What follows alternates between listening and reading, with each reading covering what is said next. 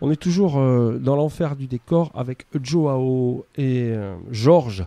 On parle d'un cas spécifique où l'on voit comment ça tourne en circuit fermé, l'argent. On a reçu des messages, 3 messages. Vive le vieux Conistan. Alors ça concerne vraiment celui qui l'a écrit. Ariage d'assistance, oh oui. Et la boucle est bouclée. Alors je vous annonce que vous pouvez aussi intervenir en direct au 09 72 34 47 47. Ce mardi matin, nous sommes le 28. Après, lors des rediffusions, c'est pas la peine d'essayer d'appeler. Quoique, nous avons un répondeur et nous pourrons toujours faire circuler le message. Donc je rappelle le numéro 09 72 34 47 47 pour être en direct avec nous sur les ondes. Merci à toutes et tous de nous écouter. Donc je rappelle, donc on en est là, on est en 2014, où le Conseil général, sous prétexte d'économie, refuse de te verser 1450 €. 2013. À Martine. Hein. 2013, à Martine. De verser à Martine. De verser à Martine, pardon. Brut pour te salarier. Et préfère donc payer une prestation à un prestataire de service de l'ordre de 2100 € par mois. Et là, on était encore à 4 heures par jour. Parce qu'aujourd'hui, à l'heure d'aujourd'hui, le tribunal, le TCI, les a condamnés à verser 5 heures par jour. Donc là, c'est plus 2100 €, mais 2600 € qui sont prêts à donner à un prestataire de service extérieur. Il faut qu'on aborde ce sujet du prestataire en ayant dans l'idée que c'est toujours un prestataire agréé. Ce mot agréé va tout changer. Va tout changer parce que le Conseil général te fournit une liste justement de prestataires de services à domicile agréés. Et tu t'aperçois dans cette liste que c'est pour la plupart des associations subventionnées, contrôlées par le Conseil général, le Conseil régional, enfin par tous ces gens-là qui en gros font circuler l'argent public dans le public. Parce qu'il faut savoir qu'en réalité, n'importe quel citoyen peut parfaitement ouvrir une petite micro-société de prestataires de services à domicile. Malheureusement pour lui, il ne sera jamais agréé. Ou très tardivement. Ou alors après maintes et maintes requêtes, quoi. C'est comme ça que ça se passe d'ailleurs. Après un parcours du combattant. C'est ça, c'est un vrai parcours du combattant pour avoir une agrégation. On ne parle pas de soins. Hein. Un agrément. Un agrément. Une agrégation, c'est autre chose. Pardon, un agrément. On ne parle pas de soins, hein. On parle vraiment que d'accompagnement de la personne, hein. C'est dans ses gestes au quotidien. On ne comprend pas trop cet agrément parce que moi-même, je ne l'ai pas. Et pourtant, il me laisse m'occuper de ma femme. C'est là qu'il y a quelque chose qui ne va pas. Bah, c'est encore heureux quand même. C'est là qu'il y a quelque au chose moins qui va agréé par ta femme. Ah, au moins. Ouais. Et encore, c'est pas tous les jours. Elle a le sens de l'humour, heureusement. Ouais. Et donc, tu vois, c'est là que tu te poses beaucoup de questions. Pourquoi est-ce qu'ils ne veulent pas appliquer l'emploi direct ? Bah, tout simplement parce qu'ils ont peut-être dans l'idée de développer leur prestation de service à eux. C'est-à-dire que les gens qui perçoivent les PCH n'ont pas le choix, en réalité, n'ont pas le choix ou d'embaucher quelqu'un ou un prestataire de service. Ça va être forcément le prestataire de service. Parce qu'à la fin du mois, avec 800 € à la fin du mois, j'ai presque 4000 € de dette chez EDF. Parce que j'ai pas pu faire les travaux d'isolation. Comme je t'ai dit, on a acheté, on s'est installé, il y avait des travaux à faire à la maison, des travaux d'isolation importants, on n'a pas pu les faire avec moins 900 € par mois, imagine. Donc on est arrivé avec une facture EDF que j'ai jamais eue de ma vie. J'ai jamais eu de ma vie. Et ça, c'est qu'une des conséquences. C'est qu'une des conséquences, parce que chaque fin de mois, elles se ressemblent et elles se suivent toutes. Et les dettes s'accumulent. Évidemment, les dettes s'accumulent. S'additionnent. Franchement, j'ose même pas imaginer dans quelle situation ils ont mis certains foyers. Parce que le cancer, ça touche pas que les personnes âgées ou les personnes d'un certain âge. Quand ma femme faisait la radiothérapie, dans la salle d'attente, mon Dieu, il y avait la moitié, c'était des gamins, des adolescents. Ça touche tout le monde. J'ose même pas imaginer dans quelle situation ils ont mis certains foyers avec 600 ou 800 euros par mois avec des gamins à l'intérieur. Parce que Martine et moi, on s'en sort plus ou moins avec les dettes. Mais si on avait 1 ou 2 gosses à la maison, franchement, je sais pas comment on s'en serait sorti. Je sais pas dans quelle situation ils ont mis certains foyers depuis 2008. Depuis 2008, on est en 2014. Ils traitent grosso modo 500-600 dossiers par an. Tu m'as dit 666. Quand tu vas C'est diabolique. Quand tu vas sur les chiffres du CNSA, c'est les chiffres officiels, hein. Ils prétendent qu'en 2013, il y a 666 dossiers PCH traités. En Ariège. En Ariège. Et Maltraité alors. oui, c'est certainement maltraité, oui, bien sûr, puisqu'ils déclarent 3 200 000 euros pour ces 666 personnes. À 800 euros par mois, j'aimerais faire les calculs plus profondément. Hein. Parce que là, il y a quelque chose qui nous échappe. Il y a quelque chose qui nous échappe fortement. D'une, c'est la manière. La manière, comment ils arrivent à faire baisser les bras aux gens. Parce que je ne dois pas être le seul à avoir entamé toutes ces procédures. Je ne dois pas être le seul à m'être réveillé un jour en me disant « c'est pas possible ». Il y a forcément des gens qui ont entamé ces procédures bien avant moi et qui ont laissé tomber parce qu'à un moment donné, en avril 2013, j'ai eu la visite à la maison du numéro 2 du Conseil général, le directeur des services. Directeur général des services, donc Monsieur Francis Desjans. Voilà. Qui est venu à la maison. Déjà, on se demande qu'est-ce qui fait déplacer un numéro 2 du Conseil général ? Ça s'est jamais vu nulle part. Il vient à la maison, en gros, pour te faire comprendre qu'il vaut mieux que tu ailles travailler et de laisser tomber tout ça. En gros, il vient pour vous mettre la pression, quoi. Et c'est certainement comme ça que les gens abandonnent les poursuites, abandonnent tout. Parce que moi, j'ai des dépôts de plainte à la gendarmerie. J'ai déposé une plainte à la gendarmerie en octobre 2013. Bah, tu sais quoi, elle a été classée sans suite en octobre 2014 et je ne le savais pas.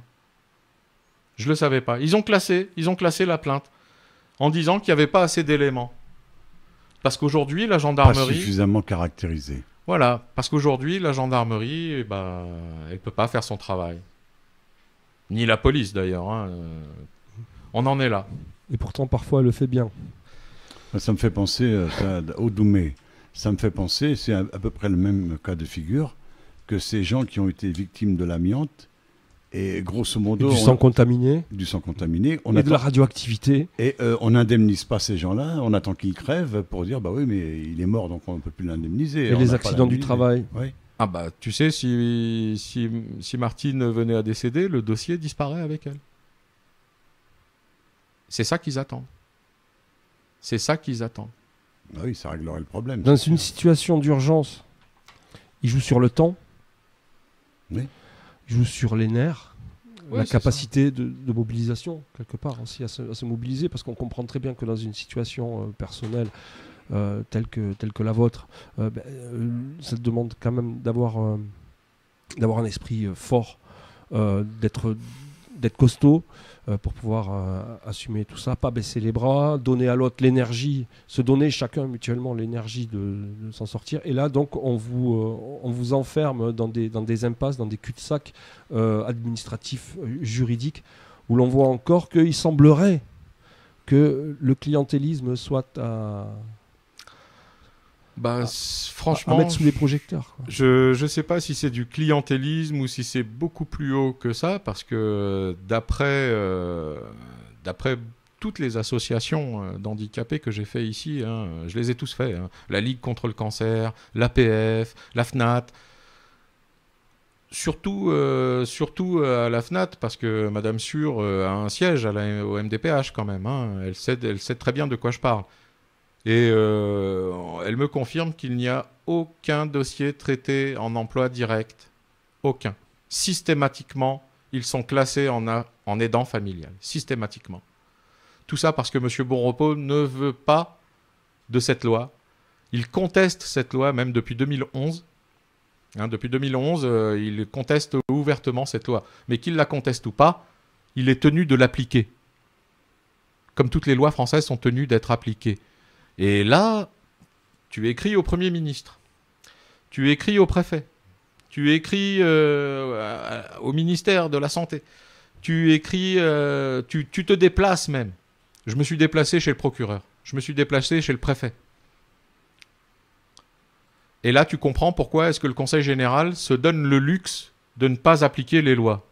Parce que ces gens-là sont parfaitement au courant, ils ont tous les éléments en main, mais ils ne bougent pas.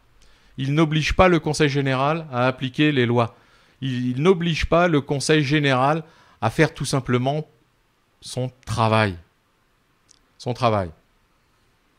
On a déjà connu ce type d'économie à réaliser sur le département lorsqu'il s'est agi de convoquer tous les bénéficiaires du RSA en quelque sorte devant un tribunal pour juger de savoir s'ils méritaient de continuer à toucher ou pas. Et curieusement, on avait déjà M. Francis Desjans qui était présent à certains endroits pour en quelque sorte intimider les bénéficiaires et faire en sorte qu'ils soient radiés du bénéfice du RSA, par exemple. On le voit. On le voit. On le voit au quotidien, mais ça a été clairement dit en décembre 2012 lors d'une grande messe. Autrement dit, on fait des économies sur les gens qui sont le plus en difficulté.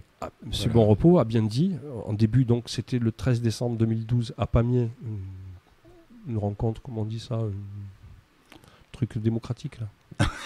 Démocratique. Voilà, démocratique.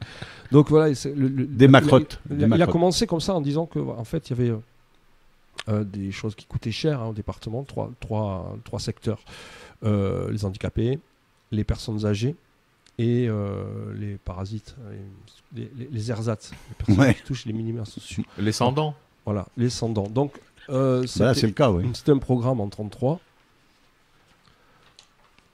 Pour celles et ceux qui se souviennent. Oui. Voilà, donc en disant, bon, on le sait, l'État se désengage en termes d'aide aux collectivités locales.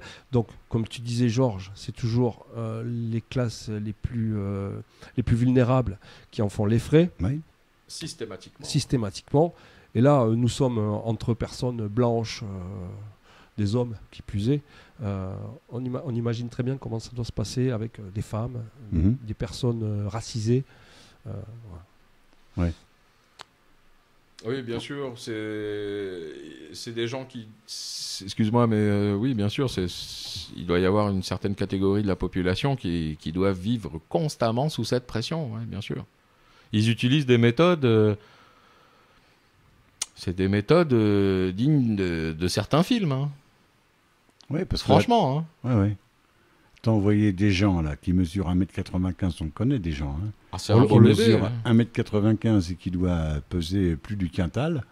C'est vrai qu'il n'est pas particulièrement d'un abord très sympathique quand même. Hein, et en général, quand il est envoyé, c'est pour faire pression. Hein, c'est quand même assez affreux. Oui. C'est un peu de l'intimidation, quoi. Un peu. Un peu. Un peu. Un tout petit peu. Et donc, tu vois, bon, excuse-moi, je t'ai coupé. Ça va, toi Bah, franchement, j'ai eu des passages à vide. J'ai eu des passages à vide parce qu'à un moment donné, j'avais en face de moi des moulins, quoi. C'est des moulins. Hein. Quand le procureur te ferme la porte, quand le préfet te ferme la porte, là, tu commences à te sentir un peu seul, quoi, tu vois. Surtout qu'ils le font salement, en plus. Ah bah... En gros, ils te font comprendre... ça je le tiens de la bouche du procureur. Il te dit comme ça, estimez-vous heureux, regardez comment ça se passe dans les autres pays. Voilà comment ils te répondent. On en est là, quoi. Comme si dans les autres pays, ils payaient les impôts qu'on paye. Parce que nous, pour avoir nos droits, on paye des impôts. Et attention. Hein. En gros. Oui, donc il faut avoir un sacré moral pour encaisser tout ça. Donc voilà. Oui, il faut franchement... Une situation où une personne est malade, donc qui nécessite un accompagnement 24/24.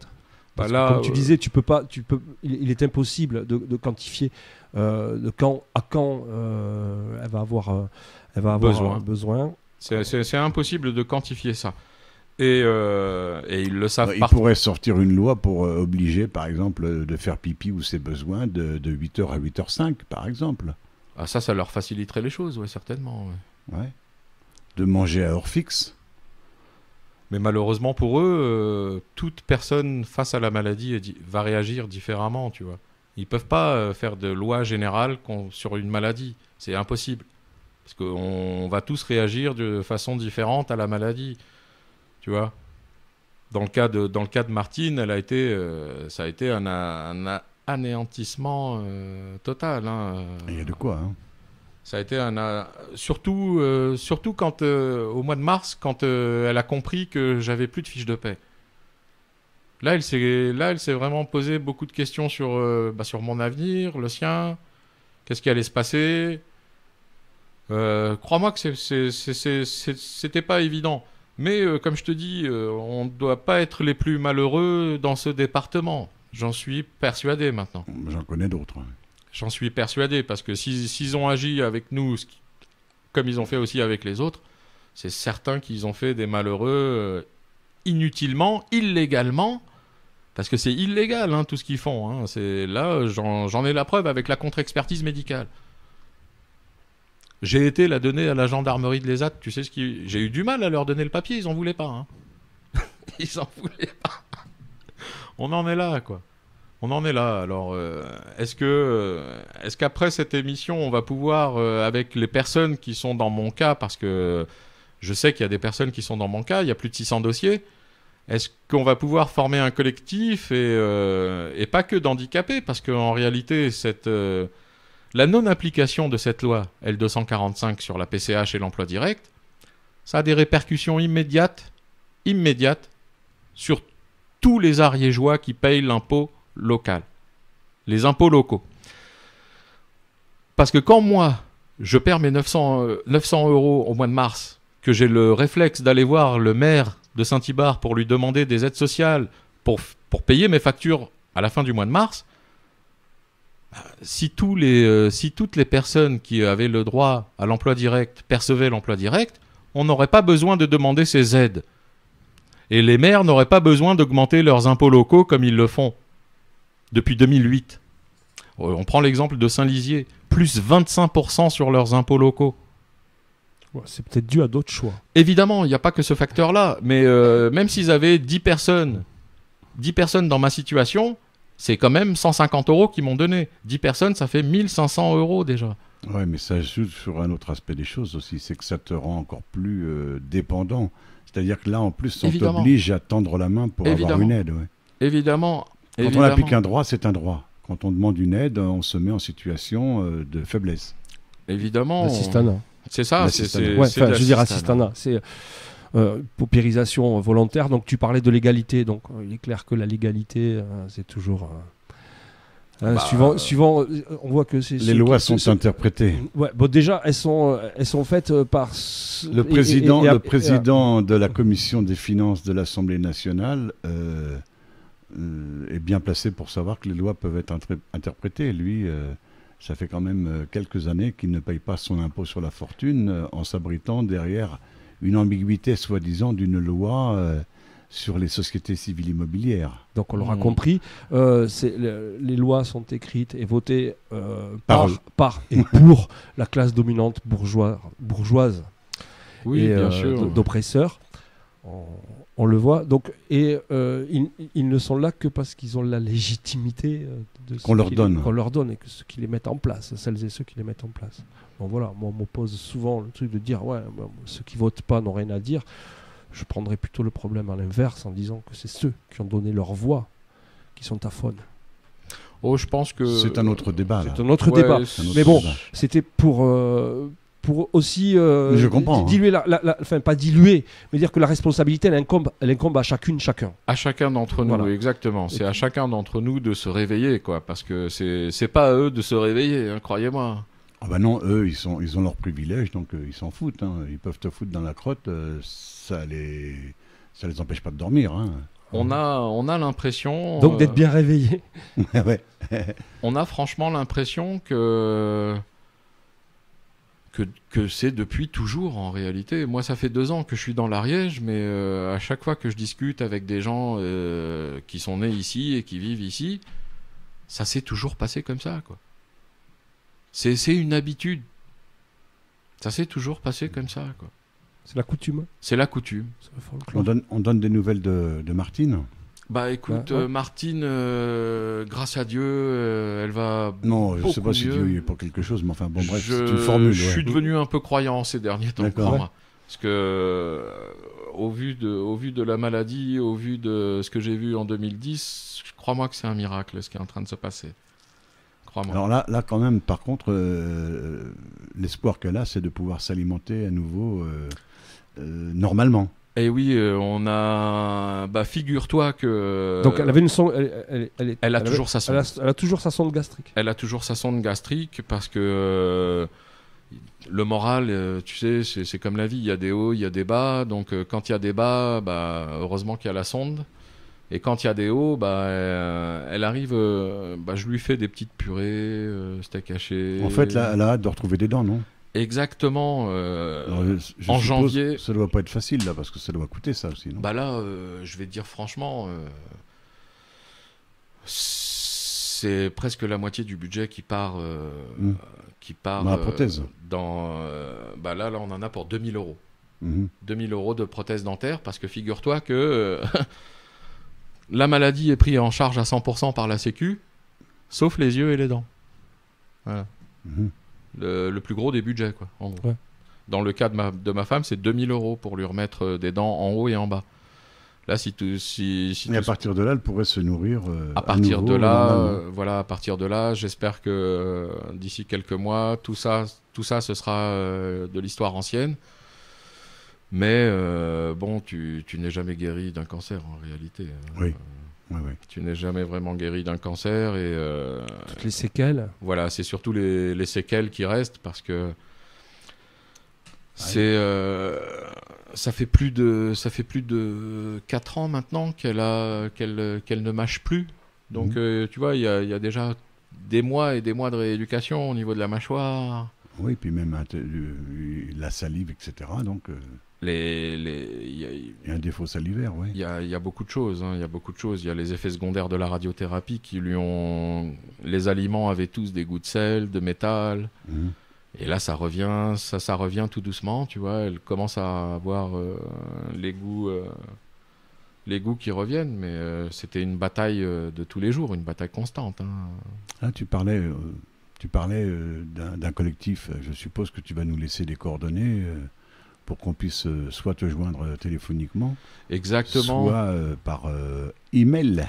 Exactement, c'est le but hein, de ma présence ici, c'est d'essayer de mobiliser d'une part ces personnes-là qui se sont fait spolier par le Conseil général, parce que ils ont encore le droit à une rétroactivité de 3 ans. Ils ont déjà gagné 3 ans, parce que de 2008 à 2014, c'est 6 ans. Mais toi, en tant que citoyen, tu ne peux pas demander une rétroactivité supérieure à 3 ans. Donc, ils ont déjà gagné 3 ans. Mais pour les personnes qui sont encore en vie et qui sont dans notre situation, à vouloir embaucher quelqu'un de leur famille pour prendre soin d'eux, plutôt que des gens extérieurs qui ne vont venir qu'un temps déterminé, je pense qu'il est temps qu'on forme un collectif, et pas que des handicapés ou des dépendants, de tous les ariégeois qui en ont marre de payer des impôts locaux hors normes. Parce qu'ils peuvent faire baisser leurs impôts locaux en obligeant le Conseil général à appliquer les lois. Parce que moi, je ne parle que de la PCH, mais certainement que s'ils le font avec la PCH, c'est qu'ils doivent le faire avec d'autres droits aussi. Oui, Et là, il va falloir se pencher sur ce sujet.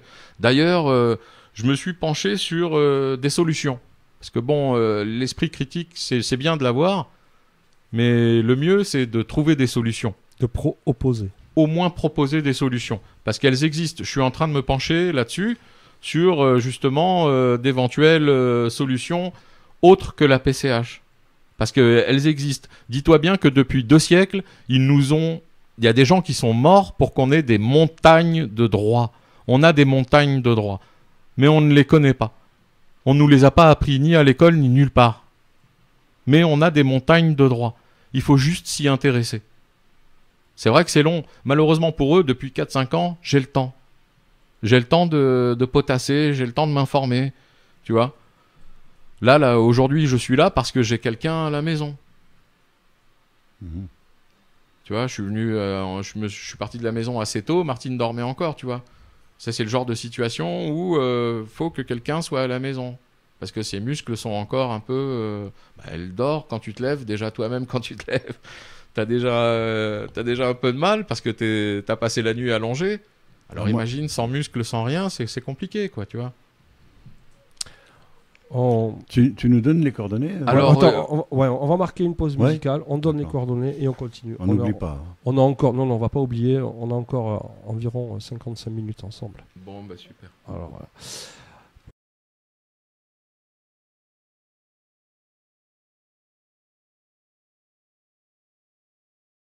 Prenez garde. Tu peux te servir de l'arsenal des lois, des décrets, des ordonnances, avec l'aide de tes flics. Tu n'as aucun destin. Voilà, c'était les Cochise avec le titre Démocratie. Une chanson tirée de la compilation Classe contre classe. Je vais te laisser, Georges, interviewer. Je vais répondre au téléphone. Peut-être on a un auditeur. Ou une auditrice. Une auditrice. Bon. Joao, qu'est-ce qu'on a oublié de dire? Bah écoute, en réalité, ce dossier, il a plusieurs conséquences, tu vois, des conséquences financières, des conséquences morales, des conséquences familiales, sociales. C'est... Très sincèrement, j'ai été choqué.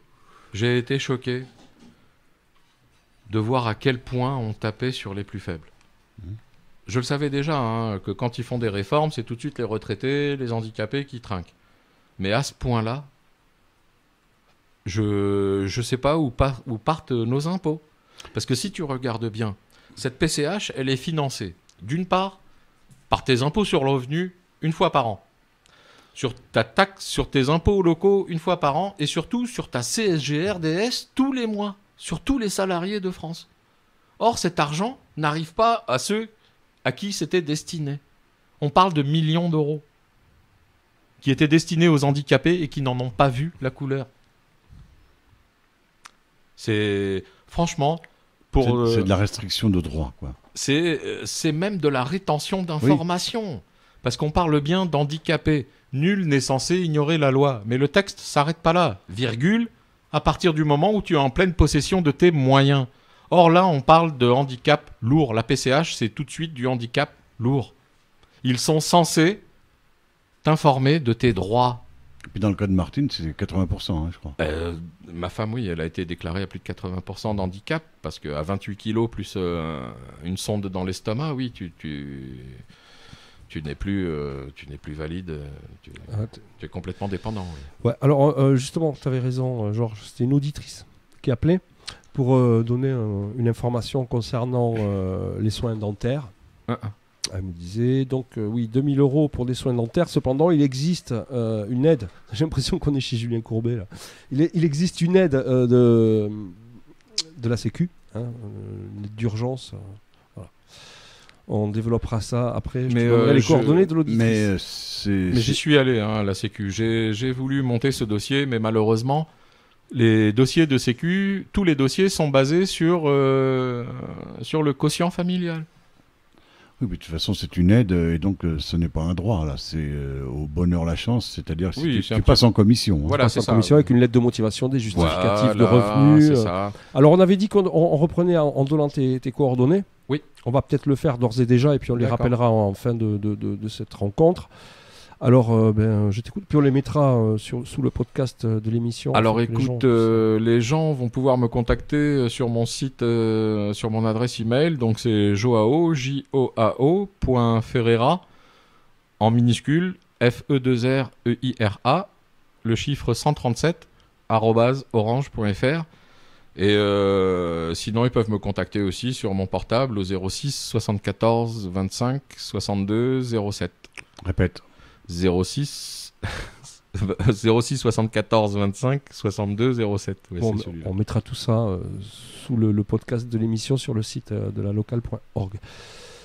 Voilà, quoi. Tu vois, c'est franchement une situation. C'est une situation qui t'emmène, à te demander si tu vas poursuivre ou pas cette procédure, parce que tu sais qu'à un moment donné, ça risque de monter plus haut. Tout est fait pour décourager, là. Ouais. Bah là, de toute façon, oui. C'est-à-dire monter plus haut. Bah monter plus haut. Écoute, ça faisait quelques temps que je venais d'arriver, qu'on venait de s'installer, quand je tombe sur l'article sur Michel Naudy concernant Gapi, Du Lacanal. du Lacanal, Cercle Lacanal. Voilà. Le Capi, il me semble. l'affaire Capi, Le exactement. club Ariège-Pyrénées Investissement. Et je tombe sur cet article et là, je fais immédiatement le rapprochement avec les gens que j'ai en face de moi sur le dossier PCH, quoi. Tu vois, c'est Il est les peut-être mêmes bon- protagonistes. Il est peut-être quoi. bon de rappeler ce que fut. Mais c'est de l'histoire ancienne. Oh, elle est pas Le si Capi. ancienne que ça, hein, tu vois. C'est pas si vieux que ça. Tu comprends pas qu'on retrouve un journaliste chez lui, suicidé d'une balle dans la tête, alors qu'il vient de remettre un dossier au juge Guichard, le juge d'instruction à Toulouse,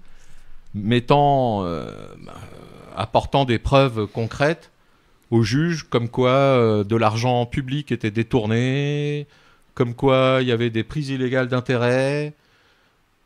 Et finalement, on retrouve ce journaliste assassiné, parce que franchement, pour moi, c'est mon opinion personnelle, mais on ne se suicide pas à quelques jours de Noël en sachant qu'on a un dossier comme celui-là entre les mains d'un juge. On veut au moins avoir l'aboutissement. On ne se suicide pas comme ça. Et d'ailleurs, je pense que sa famille n'y croit pas du tout au suicide, hein, il me semble. Hein. En effet. Et bon, finalement, tu t'aperçois que M. Desjans est apparu à sa dernière réunion. Oui. Ça m'a un peu choqué de voir M. Desjans chez moi, hein. Je te le dis franchement. Bah oui, parce qu'on Ça m'a un peu choqué. on parle pas de sous-fifre, mais enfin, déplacer le directeur général des services du Conseil général pour ton cas, Chez un particulier. chez un particulier, c'est quand même assez curieux. De même qu'il est curieux de le revoir aussi dans ces fameux, je sais plus comment tu appelles ça, Doumé, les C, je sais pas quoi là, Pour les CST. RSA. pour le RSA. Les commissions de solidarité territoriale. Voilà, qui consiste à lui, qu'est-ce qu'il fait là aussi, quoi. Bon, parce que Ils sont sur tous les tableaux. ça Quoi. pourrait être un fonctionnaire employé de bureau qui. Oui, normalement, il a C'est ses présent, secrétaires, il a toute une. Donc il préside la commission. C'est troublant. C'est des méthodes troublantes. Ouais. C'est des méthodes troublantes pour l'ancien syndicaliste que je suis. Tu vois, parce que j'étais secrétaire à l'organisation de la CGT dans le Val-de-Marne, en l'occurrence à Saint-Maur-des-Fossés, tu vois. J'en ai vu des choses. J'en ai vu des choses pas belles. Mais là, franchement, il dépasse tout ce que j'ai vu, quoi. Ça dépasse tout ce que j'ai vu. Là, tu as un passif de syndicaliste. Ah oui. Et un bon. Quand on a été syndicaliste, on est toujours. Hein. On l'est toujours un petit peu parce que tu veux garder l'espoir, tu veux faire avancer les choses pour le peuple. Parce qu'à la base, cette république, c'est du peuple, par le peuple, pour le peuple. D'ailleurs, toutes les décisions de justice que j'ai dans mon dossier... Attends, ça c'est l'article 1 de la Constitution. Évidemment. Ouais, mais il faut lire l'article 2, camarade. faut pas s'arrêter à l'article 1. Et, L'article 2, il faut stipule toutes que les c'est le reprendre. gouvernement qui applique ça et qu'il a toute la légitimité puisqu'il est élu au suffrage universel. Évidemment. Et que, voilà, donc l'article 2, il repose direct. C'est comme la lame Gillette, la première. Tu touche le connais poil et la deuxième. Odoumé, est-ce que tu connais l'article 22? Démerde-toi comme tu peux. Voilà. Ouais, je connais l'article 35 aussi. C'est quand les représentants du peuple violent les droits les plus élémentaires du peuple, le peuple dispose d'un dernier droit, c'est l'insurrection. Ah, tu peux prendre les armes Ouais. hein, même. Voilà. C'est marqué, hein. Tu peux prendre les armes. Hein. Voilà. pas s'indigner. Mais non, on peut-être n'en est pas s'insurger. là. L'article 23, c'est se reporter à l'article 22. On n'est pas là pour tout mettre en l'air. Hein. On est juste là pour faire appliquer les droits pour lesquels des gens sont morts au siècle dernier. Il y a des gens qui sont morts pour qu'aujourd'hui on puisse s'exprimer comme on fait là maintenant. Et ces gens-là... Et quand ils s'expriment trop... Ah bah ces gens-là, ils font beaucoup de commémorations, mais jamais sur ces personnes-là qui nous ont donné nos droits aujourd'hui. Et ils s'efforcent de nous les enlever jour après jour à l'Assemblée, ces droits-là. Oui, y compris sur la Sécu, parce que quand tu regardes bien, quand on supprime, quand on fait 40 milliards de cadeaux au patronat, je ne parle pas des petits patrons, là, des petits commerçants, hein, mais les sociétés du CAC 40, quand on leur fait 40 milliards de cadeaux en supprimant les cotisations patronales et maintenant aussi salariales, il n'y a rien d'étonnant à ce que la Sécu ait une baisse de recettes et qu'on amplifie son déficit. C'est-à-dire qu'ils veulent tuer la sécurité sociale. Mais attends, Georges, t'as bien fait de venir sur ce sujet-là, parce que les baisses de cotisations salariales. Je prends l'exemple de Martine, quand elle est tombée en arrêt maladie. Quand elle est tombée en arrêt maladie, sa prévoyance, donc sa prévoyance obligatoire, c'est les cotisations salariales obligatoires, verse à Martine un complément salaire. Et effectivement, pendant son arrêt maladie, la prévoyance a compensé la perte de son salaire, donc elle ne perdait pas. Maintenant, dis-toi bien, si on va baisser ses cotisations salariales de prévoyance obligatoire, est-ce que tu crois que Martine va avoir un complément de salaire vrai, qui va lui compléter son salaire normalement? C'est impossible. Si on te baisse tes cotisations salariales, tes remboursements seront baissés automatiquement. Évidemment. Donc en vérité, cette loi, c'est une loi antisociale. C'est une loi qui va à l'encontre des travailleurs. La baisse au niveau de la cotisation de la prévoyance. On ne peut pas accepter ça. On ne peut pas les laisser faire. Parce qu'à l'heure, on prend l'exemple de l'Ariège. On va avoir un énorme problème démographique ici en Ariège. Parce que plus de boulot, les jeunes se barrent. Il ne va rester que des retraités. Quand tu parles de retraités, à un moment donné, on devient dépendant. On va avancer vers des temps en Ariège où il va y avoir de plus en plus de dépendance. Et eux n'appliquent pas les lois. Donc imagine ce qui va nous arriver. Là aussi, si tu veux, on retrouve les mêmes protagonistes. Hein. Ce sont C'est eux les qui mêmes. contrôlent toutes les associations. Est-ce que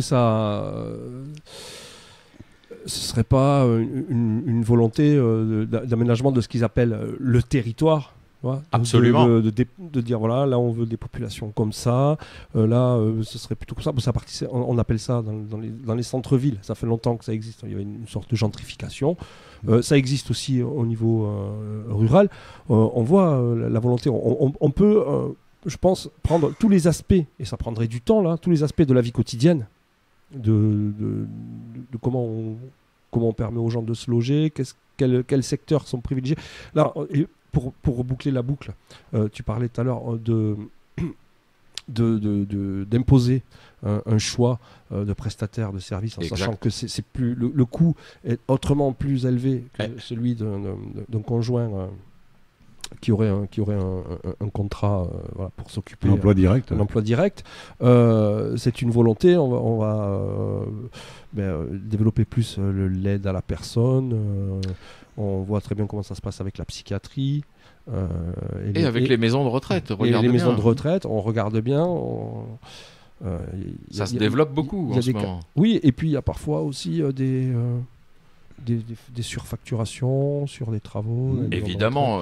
Donc c'est pour ça, quand on entend une personne dire les vieux ça coûte cher, et que quand même les vieux ils permettent de pouvoir enfin, je veux dire, les vieux. Mais ils ont Je ne cotisé. vais pas être péjoratif, excusez-moi. Que les personnes qu'on place dans des maisons de retraite, tout simplement, on peut faire encore une fois du business dessus, parce que avant de faire travailler des caprins, on se renvoie des ascenseurs. Voilà, On l'a vu, si j'en parle, c'est pas dans le vent, c'est parce qu'il y a une instruction par rapport à ça. Il y a une expérience déjà. Il y a une mise en examen. Oui, mais sans compter que dans les structures qui font travailler par exemple des handicapés et qui sont sous le contrôle en général de cette structure contrôlée par le Conseil général, on peut a priori considérer que là ils sont encore plus exploités. C'est-à-dire qu'on fait travailler des handicapés au profit d'une structure qui est contrôlée par le Conseil général. Et la boucle est bouclée. C'est-à-dire que l'argent public ne sort pas du public. Ouais. Voilà. Ah ouais. En gros, c'est ça. Tu as que tu veuilles affaire au problème du logement. Donc on a parlé tout à l'heure d'Ariège Assistance. C'est aussi eux qui contrôlent. Quand tu veux traiter du problème du logement social, c'est aussi eux qui contrôlent. Je crois que c'est Ariège Habitat ou quelque chose comme ça. Et donc tu as toujours les mêmes intervenants. Il y a une poignée de personnes. Hein. Oui, en vérité, c'est une poignée de personnes qui ont la main sur tout. C'est ça. Hein. Et quand t'as juste à voir de quelle façon ils font voter les budgets SMDEA, tu sais comment ça se passe. Ils réunissent les maires autour d'une table. Et ils font voter. C'est pas que les maires, hein, c'est aussi les délégués des communes. Voilà, c'est les délégués, mais en gros, c'est le maire, quoi. Qui est présent autour de la table. Bah, une fois qu'ils ont présenté le budget, ils les font voter à main levée. Tu peux pas dire que tu es contre. C'est un anticonstitutionnel. En France, c'est vote à bulletin secret, quel que soit le vote. Et là, on te fait voter des budgets à main levée, pourquoi ? Comme ça, personne lève le doigt pour dire qu'il est contre, parce que sinon, il sera mis de côté. Et c'est le premier pas. C'est le premier pas vers la pression, vers la corruption. Voilà où on en est. Et c'est une poignée de personnes qui détient ce pouvoir en réalité. Vu que c'est toujours les mêmes protagonistes qu'on a en face de nous, quel que soit le dossier pratiquement. Oui. Un fonctionnement un peu là, oui, stalino. Alors, on va écouter un morceau de musique, Soviet suprême, avec le titre... ça fait longtemps, oui. Rideau de fer. Je sais pas, c'est le hasard. J'ai fait comme ça. Bouleg. T'as touché sur la touche. J'ai appuyé sur la touche. Nous sommes encore dans l'enfer du décor. On écoute Soviet suprême avec le titre Rideau de fer.